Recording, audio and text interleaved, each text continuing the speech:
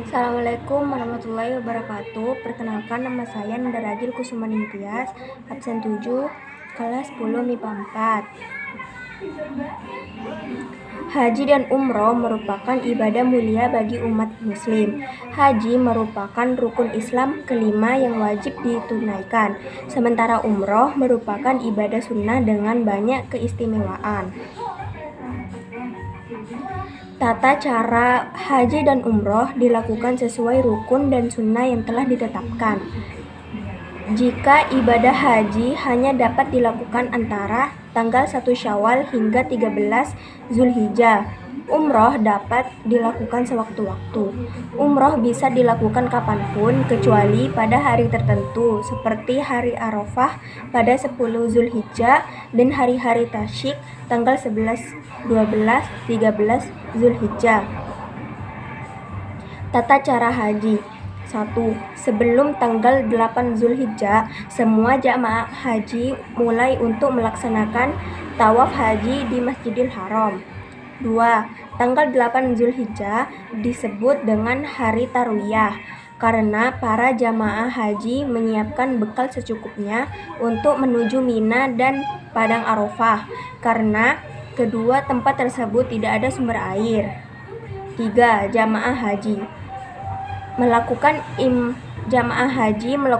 melakukan imroh untuk ibadah haji dimulai dengan mandi, memakai wewangian, serta mengenakan pakaian ihram sambil bertalbiyah mengucapkan.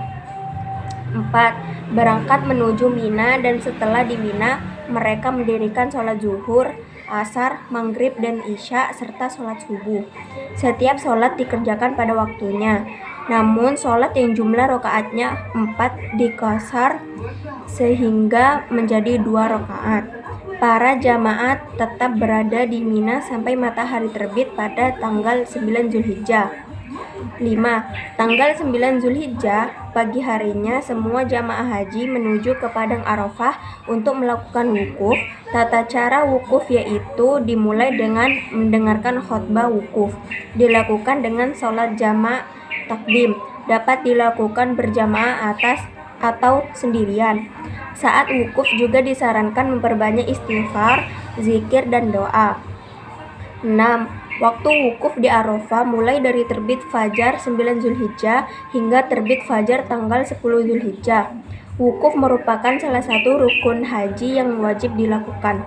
Barang siapa yang melakukan wukuf pada waktu tersebut walaupun sebentar, maka ia dianggap telah mengerjakan wukuf dan hajinya sah. Tanggal 9 Zulhijjah malam, semua jamaah haji menuju ke Musdalifah untuk mabit atau bermalam di Musdalifah dan mengambil batu untuk melontar jumrah secukupnya.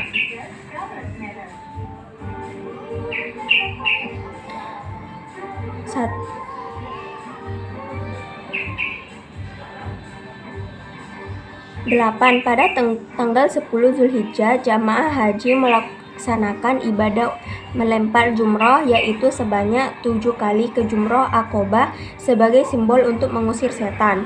Dilanjutkan dengan tahalul yaitu mencukur rambut atau sebagian rambut.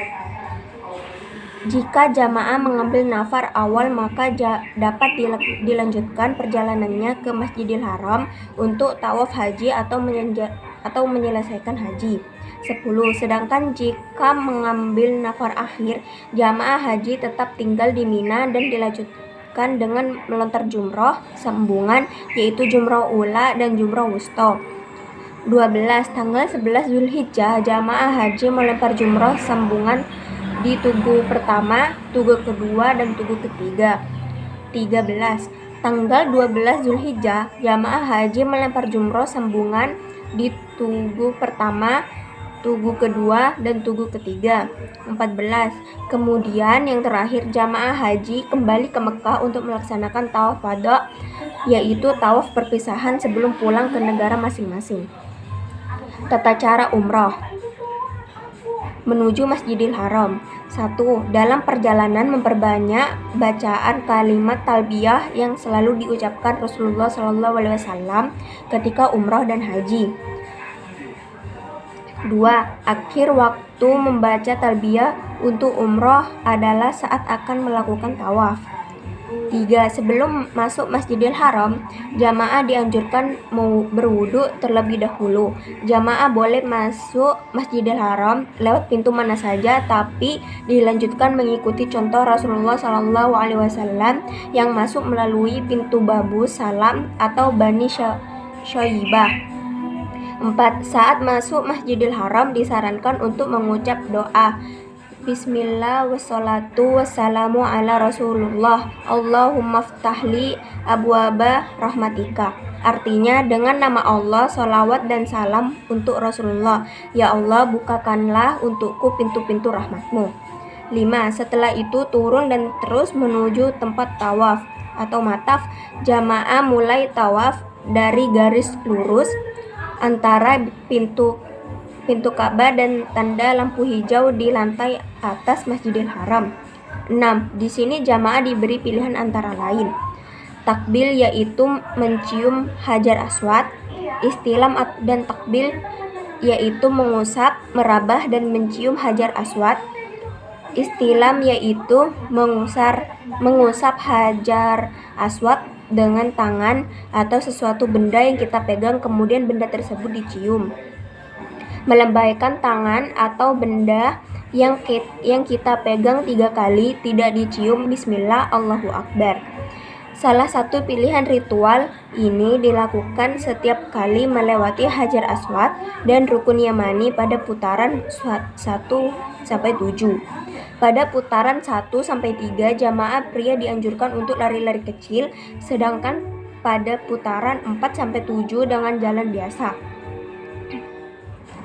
Sementara untuk tata cara umrah wanita, tidak ada lari-lari kecil saat melakukan tawaf.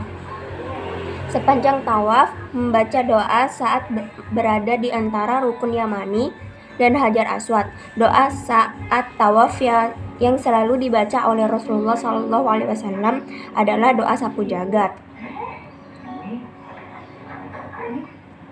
7. Sholat di depan makom Nabi Ibrahim. 8. Beristirahat sejenak dan minum air Zam-Zam. 9. Sa'i. 10. Tahallul. Begitulah tata cara pelaksanaan haji dan umroh. Sekian dari saya. Assalamualaikum warahmatullahi wabarakatuh.